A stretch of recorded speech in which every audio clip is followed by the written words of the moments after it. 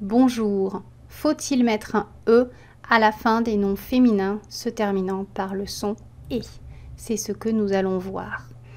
La majeure partie du temps, on met un E à la fin du mot après le E accent aigu. Une année et E, une aînée, une durée, une gelée, une marée, une purée, une épée. Pourtant, il faut noter 3 exceptions. Une clé, que l'on peut écrire E à la fin. Bon, on peut aussi l'écrire EF, mais dans ce cas-là, la question ne se pose plus. Une acné, il n'y a pas de E à la fin.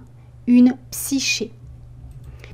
En ce qui concerne les mots féminins qui finissent en T comme bonté ou en tier comme amitié, ils se terminent généralement par E sans le E.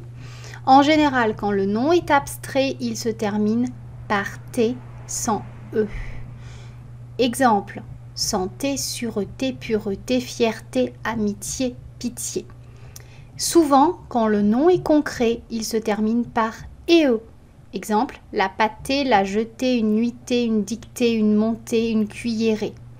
Pour résumer, les noms féminins qui finissent avec le son E prennent majoritairement un EE à la fin du mot, sauf 3 exceptions, clé, acné, psyché. Les noms féminins qui finissent en T ou tier prennent majoritairement un E à la fin du mot et non pas de EE, surtout quand ils désignent quelque chose d'abstrait comme liberté ou solidarité. C'est la fin de cette vidéo, à bientôt.